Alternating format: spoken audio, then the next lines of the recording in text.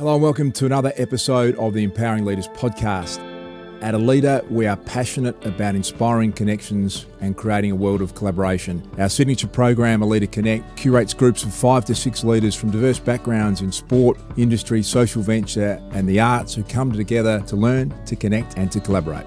It's been amazing. Here you are on this Zoom call, feeling within the first session like you intimately know these people and care for them. And then all of a sudden realizing that even though you're in totally different industries, we're all going through the same thing, or we've been through it and we can help each other, or there's just this hurdle that you can't see past. And then you share it with the group and there's 5 answers in 40 minutes and you think, I have not slept for 2 weeks thinking about that. Like, how is this possible? So you're listening to stories and the breadcrumbs of what makes success, and I constantly get something out of these Zoom calls and catch-ups because we're all living the same stuff, aren't we? Extraordinary people with extraordinary experience. What happens there is magical. The Empowering Leaders podcast is proudly brought to you by Victoria University, where cutting-edge sports and exercise science facilities like heat chambers, performance labs, and altitude environments mean VU is ranked 7th in the world for sports science. VU, uniquely you.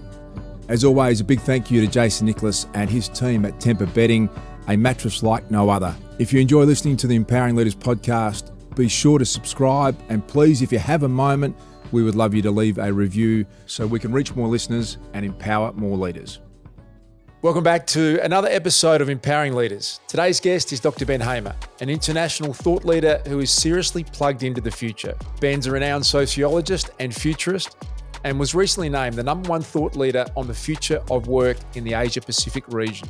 Ben's been part of fascinating work all over the globe, from leading key projects at the World Economic Forum to spending time as a visiting scholar at Yale, to currently working as an adjunct professor and sits on multiple boards, including the Australian HR Institute, where he became the youngest ever non-executive director. Ben's success has everything to do with his incredible knack for breaking down big ideas, including the skills leaders need to stay ahead, the real impact of AI, and how Gen Z is changing the game when it comes to leadership. Ben, heard a lot about you, and I know you're in demand everywhere around the world at the moment. Thanks for joining me today. Thanks for having me, Luke. I hear you talk a lot about how we got here. I might start there, Ben, if that's okay. In your view, what are some of the big shifts, technological, societal, or even cultural, that have brought us to this point? Yeah, I mean, I kind of, think back right to the first industrial revolution, right? Like, if we're going to go that far back, that was the big one. So where people kind of moved from working on farms to working in factories, and that's where people moved from the country into the city. So that's when work itself started to shift. The production line, then the introduction of electricity. We became more connected with, telecom and telephones. And then there was the introduction of computers, the internet, and things started to go at a pretty rapid pace. And so where we find ourselves now is what's called the intelligent age. And some people call it the 5th industrial revolution. I kind of don't like the language. It's all semantics, right? But I feel like when we talk about revolutions, I mean, I think about Les Mis the musical, but revolutions are very much like about overthrow and tearing things down, whereas a renaissance is how we build something up and how we use creativity and discovery and curiosity. And I really think that's where we are today. But what the research shows us is that we're currently experiencing change at the fastest rate in human history, as well as it being the slowest we'll experience for the rest of our lives. So it's a pretty overwhelming time for a lot of people. And I think, Ben, all of us are fascinated by what the future holds. It's something that everyone daydreams about. And I might go there with you straight away. If you go out to 2050, 25 years from now, what would you say work looks like? What do our homes look like that we'll be living in? Can you give us your thoughts on, you spoke about that rapid change, the fastest in history. What does 2050 look like? It's an apt time frame that you picked, right? Because I did a project at the end of 2024 in Perth with a couple of different companies, which was all around what Perth would look like in 2050. And what was fascinating about that was it wasn't just me sitting behind a computer and doing research. We spoke to business leaders, spoke to high school students, and there was a lot that came out of it. And I think a lot that I learnt around where we could be going, irrespective sort of what city we talk to. So when you talk about the homes, right, the homes we'll be living in, we'll be seeing a lot more density. So kind of like, inner city, Sydney and Melbourne, but that will be more broadly across the country and internationally as well. The population's growing. We need to find space for them, but we don't necessarily want to be spreading further and further out because we still want to have that access to what we'd say like amenities and lifestyle. So being able to walk to get your coffee and all of that sort of stuff. Because of sort of rising house prices and everything, we're also going to be seeing a lot more multi-generational living. So if you go to some Eastern cultures or Asian cultures where it's quite common to have the grandparents living with the parents, or what we'll see more and more of is the kid with a granny flat out the back, because Gen Z likely aren't going to be buying their first home till they're 40. And so kids are going to be staying at home for longer at the same time as that aging population, which means not enough places for them to go into aged care. So they'll need to stay at home longer. So we and our generations in the middle are going to play that caring role more both ends. So, I mean, I can talk to the cows come home about this sort of stuff, but I think that the aging population and that shift around housing dynamics will be a big one. Another really big one will be around technology. So if we think about where AI is today, it's kind of like the equivalent of dial-up internet when we look to 2050. So by 2050, we're going to have well and truly what's called AI agents. So if we think about the AI that we use today and like generative AI, like a ChatGPT or a Copilot, you have to type something in and it will type something back to you and you can kind of go one for one. Whereas with an AI agent, they can operate on their own and autonomously. So you can kind of give it an overarching objective, like say, for example, I'm looking for a new job, can you help me? And it can scour your LinkedIn, your CV to find what jobs it thinks you'll be good at. It will then search for those jobs for you. It will then write cover letters and a CV and apply for those jobs for you and then book interviews in your calendar. And it will do all of that without you having to continually prompt it. And so the sophistication of AI and technology is just going to be, so much further ahead than where we are right now. Ben, I often think we just have election cycles every 4 years. We've recently had one in Australia and there's these big build projects and we spend billions and billions of dollars trying to expand a freeway by one lane. And it feels like 5 years later, we needed a second lane again.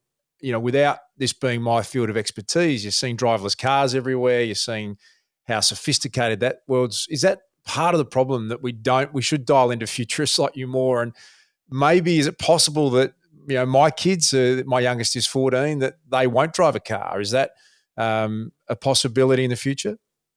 Yeah, I mean, you've got, kids these days who are learning to talk to Siri before they can tie their shoes, right? So it's definitely a future that we're heading towards. I think the challenge is when we look at the likes of, social media and access to information and instant gratification on demand, we want everything now and we can get everything now. That means that the likes of political cycles have become so much more intense. Like it's not even common now that necessarily the leader of the party is going to last the full term.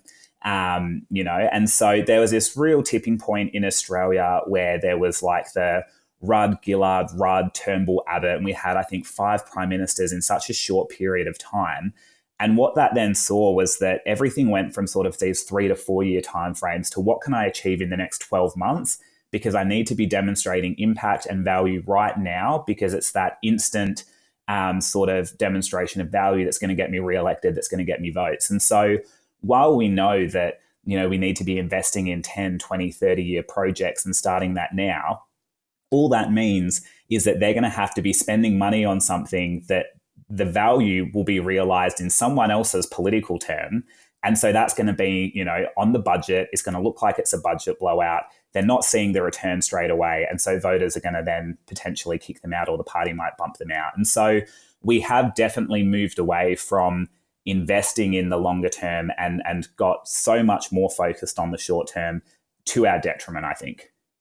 Yeah, I couldn't agree with you more on that front, Ben. We don't seem to have that ability to have legacy policies that maybe set up the country for the next 100 years. Well, going back to the short term, and we're all suddenly obsessed with AI, and even those that aren't tech savvy, it's in our world whether we like it or not. What's the most effective thing now that people are using AI for? Yeah, I mean, the thing is with AI, right? Like we're all using it every day, whether you realize it or not. So if you're using Uber to order a ride, if you're using Google Maps, if you go on to say a Netflix or something and it recommends a show for you that you then go and watch, or a Spotify playlist is recommended, all of that is artificial intelligence. So we already use it every single day.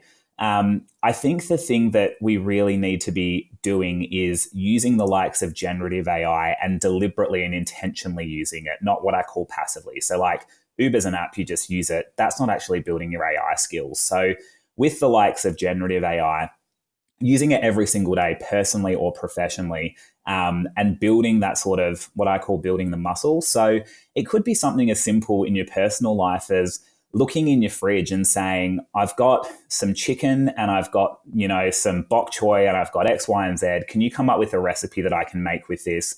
Or you could say, I'm doing my shopping list for the next week. This is sort of the cap of calories that I can have. Can you design a meal plan and then make my shopping list for me? And it will do all of that for you. So you can do really simple things. I know someone who used it to write a breakup text to a personal trainer because they didn't know how to break up with them in a nice way, and it was able to do that.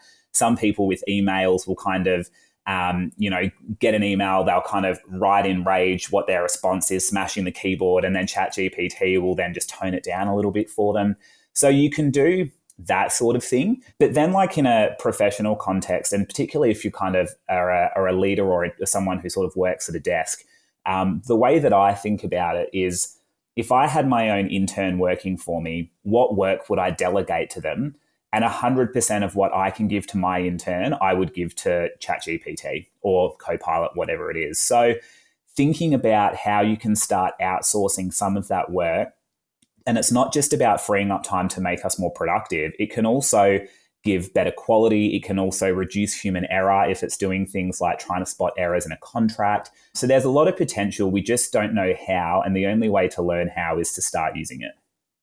Yeah, it's a fascinating discussion. As you said, it's there whether we like it or not, and the smart people are already taking advantage. You talk about being future fit. What does that actually mean, and what are the core skills people are going to need to be fit for this fast changing future?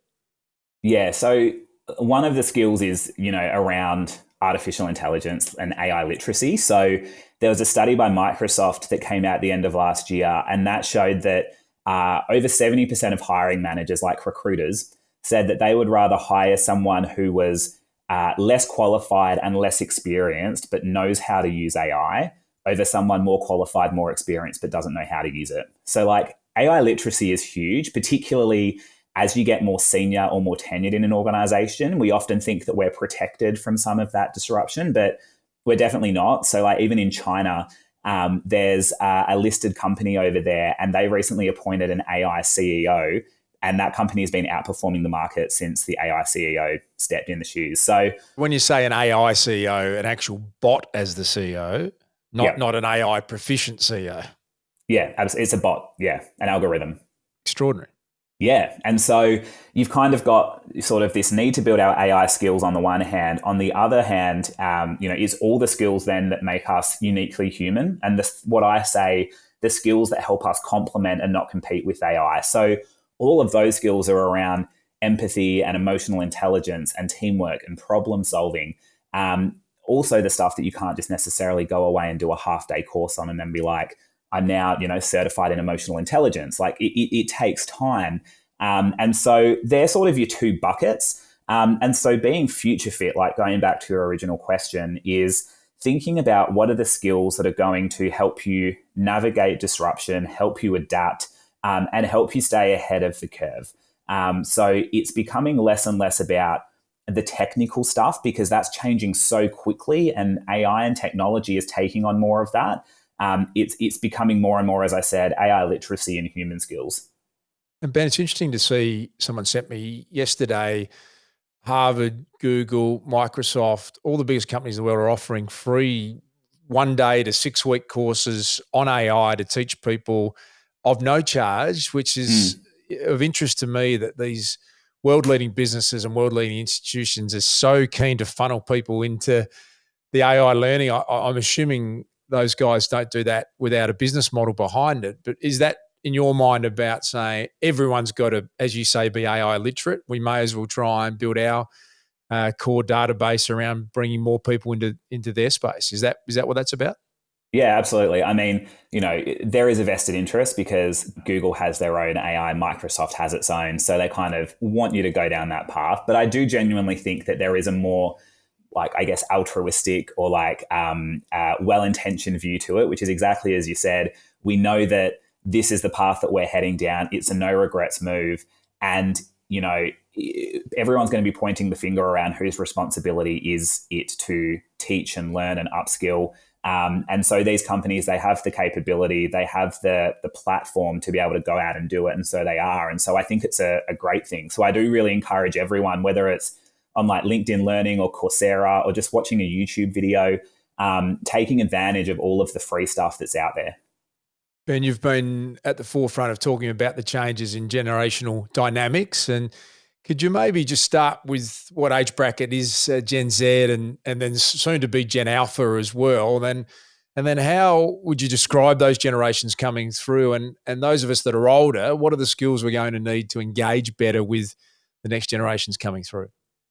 Yeah, so if we start with Gen Z, so Gen Z are born between 1997 to 2012. So kind of still early years of high school through to almost into their 30s. And so Gen Z are kind of what we call digi-sapiens. So I'm a millennial and people refer to millennials as digital natives because we rode the wave of technology. I remember when dial-up internet came in and then MySpace, then Facebook. And then, I had the brick Nokia 3315 through to then getting, an iPhone.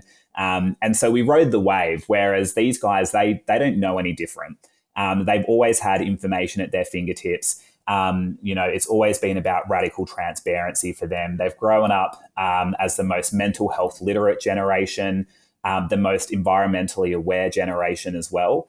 And so when it comes to sort of Gen Z and who they are and what they expect, they're all about sort of three key things. One is the environment. One is self-improvement, which some people find a bit ironic given how young they are, but good on them. And the other is the pursuit of radical authenticity. And I think that's the one that kind of throws some curveballs to leaders, particularly sort of older or more tenured leaders who you think about radical transparency in the workplace, right? That is, whoever I am when I walk in the front door of the office is exactly the same person that you're getting at home. Whereas, the old school manual of leadership was leave your home life at the door. There's a work persona and there's a home persona. There's only so much I'm willing to share with my people. You go out for drinks. The leader of the team goes, I'm going to leave at 8 p.m. because I don't want to kind of be hanging around drinking with you guys because who knows what could happen. Like that sort of stuff. There's all these barriers and lines and boundaries. Younger generations are kind of going, hang on, we want that sort of connection, that rapport, that authenticity. And so that's kind of changing the dynamic a little bit more, and they're calling BS on a lot of stuff as well. And so that's kind of where I go as a leader. The biggest thing that really shifts here is that you don't need to have all the answers, and you'll get called out if you try and, fake it till you make it. It's about being a human and that sort of real humanness that comes into leadership, which sounds so much easier said than done. So that's kind of your sort of cliff notes, I guess, on Gen Z. Gen Alpha is similar in a way. So Gen Alpha, the generation that comes after them, the first of Gen Alpha will be entering the workforce in Australia this year, like in your, working at Macca's and Burger King or Hungry Jack's and all that sort of stuff. And then the first of Gen Beta was actually born this year as well on January 1st. So there's a lot of change. If you look at some really interesting stuff coming out about Gen Alpha, so that sort of, 1 to 13-year-olds, they're driving a lot of growth in the skincare industry. So I thought that was pretty random. But they're also very environmentally aware for such a young age. And so there's some research, I don't know the exact number, but it's around 3/4 of Australian parents said that their attitudes towards the environment are directly influenced by their Gen Alpha children. So I think it's going to be a very interesting generation to watch this space as they sort of evolve. And you're kind of right at the crux of it, I guess, with your 14-year-old. Yeah, it's an interesting one, isn't it? That concept. You went back to the brick phone, and I talked to my kids about being at boarding school and using the payphone on the wall and having one phone call a fortnight, and if it was engaged, that was you didn't speak to your parents or your family or a friend for a month, and it doesn't seem that long ago. But how archaic do you sound in the world of AI and the fast pace of movement and where it's going? I had Andy Walsh on this podcast, who's Liminal Collective, and Andy's done incredible work on how human potential can be expanded. Was the performance director at Red Bull, and his view is that the sort of AI world is going to even out the tech space for all of us, that we're going to have access to stuff that we didn't at our fingertips, but really the more emphasis now, as you described before, on how you can build empathy. And I think there's skills you can learn too. You might have been born really empathetic, but you can actually learn to have more empathy or be a better collaborator or be more sensitive around people. Is that where you see the future for the tech's going to get so easy for everyone that where the focus is going to be more on the humanistic characteristics? Yeah, definitely. I mean, I think that the technology kind of democratizes knowledge. And that means that, if I take the example of me as a startup founder, right? Like I have access to a lawyer, I have access to a financial planner, all of that stuff, which is ChatGPT. And so I can get so much more information. And you think about, well, what does that mean for other startups? What does that mean for people who don't have the financial backing to access those skills? What does that mean for people in regional towns where they don't necessarily have that depth of expertise at their fingertips? So there definitely is a leveling of the playing field that can come with it. It does sort of assume, though, that everyone's going to have the same level of access to the technology and the same opportunity to learn and upskill and develop that AI literacy that we were talking about. And so that's where people are still concerned. They call it like the digital divide between the haves and the have-nots, those who progress with the skills and those who fall behind. But I do agree with Andy in the sense that I think that it will make us more human. Like you think about the impact of AI on some roles in the workplace. Even if I think about, let's not even talk about AI, let's talk about the calculator, right? So you go back to when the calculator first came on the market, and at the time everyone said, if you're an accountant, you need to get a new job, because if everyone has a calculator now, we're not going to need accountants anymore. And all it showed us is that accountants aren't spending hours buried in, a sheet of paper trying to manually add up numbers. They have more time to do other stuff like build relationships with their clients and understand their personal circumstances and then give recommendations off the back of that. And so, their role is moved from very much being buried in a book to still sort of buried in a computer, but with more opportunity to be more human, to interact more with people, customers, clients, the community. And I think AI is going to kind of just be another example of going on that trajectory. We all are born different. As we grow, the experiences we have develop into outlooks uniquely our own, charting our life's course. No one sees an idea, opinion, or opportunity like you. And no one sees you like VU. Victoria University. Uniquely you. At Aleda, our signature program, Aleda Connect, is something we're really passionate and proud of. We bring together groups of 5 to 6 people around the globe from diverse backgrounds, sport, industry, social venture and the arts, who come together to learn, to connect and to collaborate. The thing that I've loved about it is not just the meetings that we have with our group, it's the thinking that you do for days and days afterwards. Someone says something and it sparks a thought, and I found that I would go back and look at things that I was doing in a different light. Within my sport and within women's sport, I'm just someone who I try to lead by keeping people talking about the issues. There's times when I think the person I'm trying to convince is not listening to me. It actually got me thinking about, okay, this is how I need to address my communication with them. So it was so valuable, and the little group that we've got is great, and I'm really looking forward to sort of continuing to connect with them into the future because we're all so very different. I can't tell you how much I enjoyed it. Ben, you've been able to look at the future of work as an academic, as a business owner yourself, passionate about the world of sport and high performance and government. What's the one thing you wish leaders understood more about the future of work?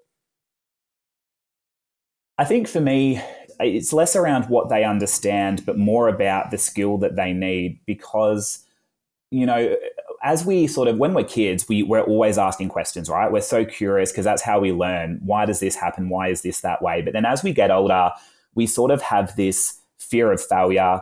We don't want to be exposed. We think we need to have all the answers. It even kind of translates to our social media feeds where we want to project the perfect life. And so we become so much more rigid in what we do, become fixed in our beliefs. The amount of times you go into the workplace and someone says, well, that's not how we do it around here, or that's not going to work, and just shut something down. So as adults, we really lack this curiosity. But the thing is, the world is becoming more and more uncertain. And even if you just think at where we are today, like geopolitical conflict, tariffs, pandemics, climate change, AI, like we can't predict the future, but you can prepare for it. And curiosity is how we get there. The idea that what got you to where you are today isn't going to get you to where you need to be. This idea that there's a futurist, Alvin Toffler, that says the illiterate of the 21st century won't be people who can't read and write. It's people who can't learn, unlearn, and relearn, which talks to that curiosity and adaptability piece. And I think, again, I said it's about leaders not having to have all the answers. I go back to like a high performance sport environment, right? Because I come from an environment where I've played netball for New South Wales, for Australia, and you had Tanya Robst on the podcast recently, right? And the Adelaide Thunderbirds won their back-to-back premierships, and their captain, Hannah Petty, largely came off the bench as an impact player. So she wasn't the best player in the team. She didn't even make the starting 7 most weeks, but they won 2 premierships with her at the helm as captain. And again, you go back into corporate world, why do leaders think that they have to be the best, that they have to have all the answers? That's where we kind of need to start breaking down barriers, shift towards how you lift other people up, how you empower your teams, how you get comfortable being outshone by your teams and leaving that ego at the door. But at the crux of all of that, I think, is curiosity and adaptability. Ben, I always feel that I'm an optimist and the glass is always half full. In a world that you described with so much disruption and change and uncertainty, what's the thing that gives you the most hope for the future? Oh, look, I think that there are so many examples of stuff out there that gives me hope for the future. I do a bit of research in the neuroscience of negativity. So is it worthwhile just me quickly unpacking some of that? Because I think Absolutely. That's useful context. Yeah. So in terms of like how our brains work, right? If you go back to when we were, cave-dwelling ancestors in our Flintstone era, so we were really always on the lookout for anything that would threaten our survival. So what that meant was that our brain was always in this heightened threat state. And so you fast forward to today, and what that means is that our brains spend 2/3 of our neurons on the lookout for bad stuff and only 1/3 on the lookout for good stuff. And then the other research shows that as humans, we have something like between 70 to 90,000 thoughts a day. Over 70% of our thoughts are negative, and over 90% of the thoughts that you have today are the exact same thoughts as you had yesterday. So we're stuck in this negative thought loop, but we're continually looking out for the bad stuff. We're seeking it out much more than we are seeking out the good stuff. And that's why, when you open the news and, on your phone, in the newspaper, a lot of the time it's around, the negative headlines, the bad stuff that's going on in the world, because that's what's going to get human attention. That's what's going to get eyeballs because, human behavior is drawn to that. And then, so when we think about the future, we think about the future and negative futures 3 times more than we think about positive ones. So I say all of that to give the context to say our brains aren't necessarily putting us in the position to be optimists when it comes to the future, irrespective of the field of play and what's going on. And so for me, that's where I'm in a really fortunate position as a futurist, that my job is to research a lot of these trends. And that's where I find so much awesome and cool stuff that exists out there. So like if I look at what's happening in healthcare at the moment, you've got AI that's able to predict Alzheimer's 9 years before doctors can, or can predict Parkinson's 15 years before the onset of any symptoms whatsoever. And that's kind of huge. Like my dad grew up playing AFL. He's one of the cohort that has CTE, and he's got dementia and Parkinson's, and a lot of his teammates from playing AFL have passed away with that. Like imagine now if we can do greater levels of, of course there's about early intervention and concussion identification in sport, but imagine 15 years before he started showing symptoms, how you could actually start to treat and delay onset. And so I find that really inspiring. There's an example from India where they used facial recognition glasses. They deployed them across the police force, and everyone's kind of up in arms, right? Because the police have facial recognition technology. But then in Delhi, they found over 3,000 missing kids on the streets in just a couple of months through that technology. So there are so many examples, and none of that stuff makes the front page of the news. None of that stuff my mates know about in their day-to-day consumption of media and how they go about life. But all these positive use cases and stories do exist. And so that's why I'm really excited by the future. And that's kind of my why as to why I do what I do. It's really about trying to build that understanding of what's coming and bring a bit of balance to the narrative.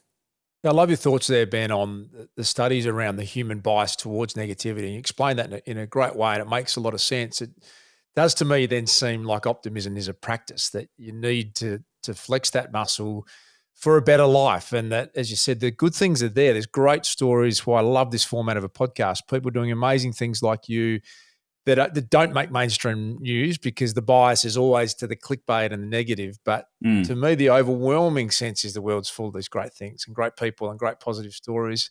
It's a practice to do it and to try and override those 80,000 thoughts a day that we have and try and skew towards celebrating the positive. I think that's a great message I've taken out of a lot of what you've said today. We love this idea, Ben, that success leaves clues and the patterns to what makes people like you as successful as you are, with the idea that you got to start with yourself. And so you're busy, successful world. What do you do so that you feel your best, so that you can be your best for others? Yeah, I think this is one of those things where, like, the parallel between sport and your personal and professional life, right? For me, it's the basics around making sure I'm getting enough sleep, and sleep hygiene is really important. So I've stopped looking at my phone before I go to bed and I read a book, which, for anyone who knows me, I was not a reader. Like, I stopped reading at Harry Potter for about then 15 years and then recently started picking up books. So stuff like that, eating well, making sure I'm not having caffeine too late, not having sugar too late, making sure I'm exercising. So the basics around making sure your body's in top condition for those performance moments, I think is really, really important. And I think sort of part of the answer is within the question that you asked, which is how do you still focus on yourself? Because as someone who's been, captain of a high performance team, I've fallen into the trap before where I was so focused on making sure everyone else was okay and everyone else was doing all the right things to perform at their best, that I would then neglect myself, and then that would impact my performance or my ability to lead. And so that's been a reminder for me, no matter what I do as a leader, how do you balance, playing that role and being there for other people, but you can't neglect yourself at the end of the day. Ben, I want to ask you about this idea of leadership. You've got a doctorate in leadership and something you know a lot about. What's the one piece of leadership advice that you pass on the most? I think the thing that I pass on the most, it kind of ties back to that message around leaving your ego at the door and not needing to have all the answers, is this idea of being willing to be outshone by others. And I think it sounds like that's like, yeah, we're all on the same page. Of course, we're happy to do that. But the amount of times I talk to clients and leaders who say, oh, I would love to go on a 1-month holiday to Europe, and I'm so jealous that you're getting to go overseas, but I just can't because the team's going to fall apart. And they think that it's some kind of savior complex with them. And I automatically go to, if you can't go away on leave without your team falling apart, you've failed as a leader. you haven't been building people up. It comes to your recruitment strategy. It comes to how you're doing succession and giving people opportunities to act and to step into the shoes. So really what you want to do as a leader is have such a seamless and well-oiled machine that they can still operate in the absence of you. And so rather than we often think knowledge is power, and how do we make sure that we're not disposable, and how do we make sure that, as the leader, we're the one that everyone looks up to, that dynamic's changed. And so it's really how, if you're willing to be outshone by others and you develop a team where you can step away and they can still operate effectively without you, to me, that is the sign of a high-performing leader. Ben, you mentioned your passion for curiosity, and you put that at the front of your hope for the future and what leaders need to be more of, and it's something that we focus on a lot. Can you give us an example of how your curiosity shows up, or a rabbit hole that curiosity has taken you down in recent times?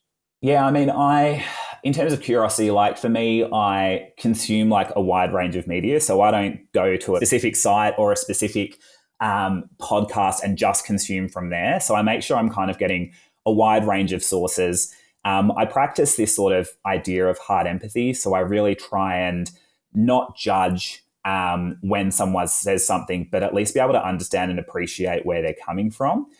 So as one example of that, in my job, the amount of stuff I've had to talk to execs and leaders about when it comes to working from home and hybrid working over the last couple of years, right, is just insane. But I had one leader who said to me, well, we need to get people back into the office because it's the only way you can build connection with people.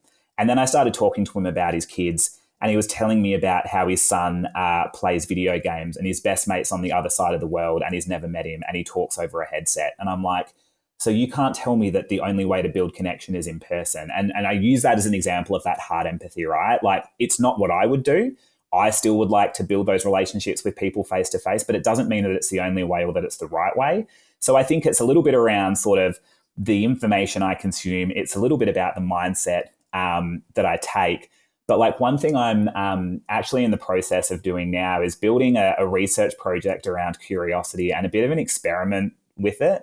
And so I've started to list out all the things that I'm either cynical about or would otherwise not ordinarily do because I'd be like, yeah, that's just not me. And then basically I'm going to put myself in the position to do it with an open mindset and see what I can learn from it. So I've got a whiteboard next to me that I've listed all this stuff on. So there's do a psychic reading, go off social media for a month, go to a medieval festival, take a ghost tour in a house, try hypnosis, all those sorts of things, stuff that I would never do. But then that's the stuff that you can learn so much from, whether it's about the passion that a particular community has or, the idea that maybe there is a higher being out there. I don't have to agree with it, but you can kind of you can take an open mind and still learn some things from the people, from the practice, whatever it might be. And so I'm really excited about that. Yeah, thanks for sharing that, Ben. And it's something we're really passionate about, isn't it? We often stay in our own lane and our own world, and you get reinforced with the same thinking to go outside of that. There's some pretty diverse things you've got on the whiteboard there, mate. You're going to learn a bit out of that list for sure. We love this quote that the cost of leadership is time, and you're balancing a pretty full life. How do you challenge yourself to get those workloads and balances right and still have that sense of the balanced life you want to live? Yeah, I mean, for me personally, exercise is a really important thing for me and fitness. So within my diary, I block that out and they're my non-negotiables. And then, I also make sure that I build into my job, leadership and leadership responsibilities. And I learned that from having worked in big corporate, which is you kind of had your day job, your 9 to 5, and this is all the stuff we need you to do. Oh, and by the way, you manage a team of 10, and can you just, make sure you have fortnightly one-on-ones with them? You've got to do their performance plan. You want to have development chats and all of that stuff you just need to kind of fit in. And so you never really prioritized it because you had to fit it in. You didn't really value it. It was always the first thing you'd bump if you needed to bump it. So now I make sure that that's actually part of my job. If I'm thinking about, let's say 40 hours a week, and we know that often gets stretched out, but let's say if it's 40 hours a week, I don't do 40 hours of work and then do your leadership stuff on top of that. Part of that 40 hours is actually my people management and leadership responsibilities. So I think that is a really important thing to sort of put that just line in the sand or to help with that. And then going back to some of the stuff I said before about making sure you look after yourself in terms of your sleep, eating, exercise, all of that, so that you can feel like you're bringing your best to work. Ben, who's been the greatest leader in your life? Oh, that's a really hard question. Oh, look, I've had leaders in different environments. I think, I look at my dad, and that's the kind of parent that I want to be. I look at, there's a particular netball coach that I've had, Tracy, and what she does in terms of how she brings people along, and how she still, focuses on culture but performance at the same time, and that interrelationship, and how, the vibe you have off the court really influences and impacts the performance that comes on the court. And then professionally, one of my bosses, Lawrence, who I previously had, he was someone who really believed in me. And it sounds quite naff, but I mean, really gave me opportunities based on potential, not saying, I need to see that you've done this 3 times before, and only then will I let you take on that same responsibility for me. He was someone who said, I see what you bring to the table. I value your opinion. He would ask me for advice and genuinely take that advice on himself.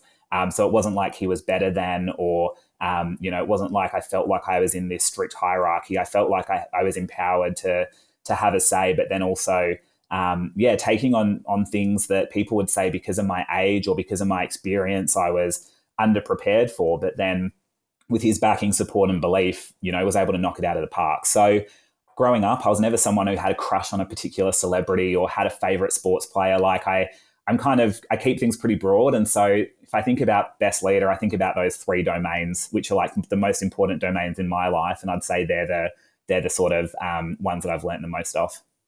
And we're obsessed with this idea of collaboration in our world, out of a leader, of bringing people together around the globe, different thought leaders, and seeing the genius of what happens when people from different backgrounds get together and support each other, create new ideas. Have you looked around in all of your many different passions and thought, God, that's someone or a group I'd like to collaborate with? Yeah, I mean, again, I don't have like a go-to. I'm just, because I have, I guess, that genuine curiosity, I think that I can learn as much from someone who I bump into having a coffee at my local cafe as I can from a Harvard professor. And so there's no one that really necessarily comes to mind. I mean, some things and places that I'm really drawn to are the likes of, when I was at the World Economic Forum, like there were prime ministers and ministers that you were speaking to, and people who had significant responsibility, but who you would never otherwise get access to. Like that was incredible.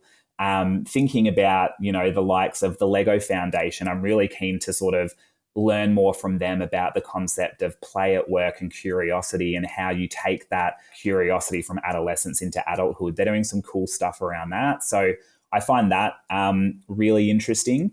And then you've got, universities and think tanks who are doing a lot of cool stuff around the future. And that's kind of where my interest lies. So I would say they're like a couple of really cool things. But if I think about like something that I'm always drawn to, I don't know do you know what South by Southwest is, or have you heard Absolutely. of it? Yeah. So I went to the first one in Austin, my first one in Austin a couple of years ago. I've been to the ones in Sydney, and I'm going to the one in London as well. And that to me is just like my sweet spot in terms of where I get energy, because it's people from really broad disciplines, whether we're talking about the potential for psychedelics in healthcare, or a celebrity talking about personal branding, through to startup founders and talking about their journeys, their sort of field of expertise, and being able to learn from this convergence of really broad and different ideas, and stuff that I would never ordinarily seek out.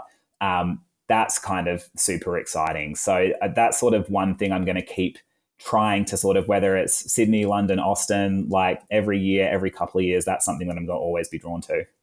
Yeah, it's a great answer, Ben, and a great note to finish on. And I subscribe to your theory that people are inherently curious. It doesn't matter where they come from. If you take the time out, people have got fascinating stories like yours today. And I leave our conversation feeling more optimistic about the future. I think there's so much to look forward to. It's moving fast, as you described, but there are the great human qualities that I think are going to serve us well. I really appreciate you sharing it in such a clear way. And I know you're speaking around the globe. If you want to book Ben for a talk, I encourage you to do it. He's one of the great thought leaders in this space. Thanks for joining us today. Awesome. Thanks, Luke.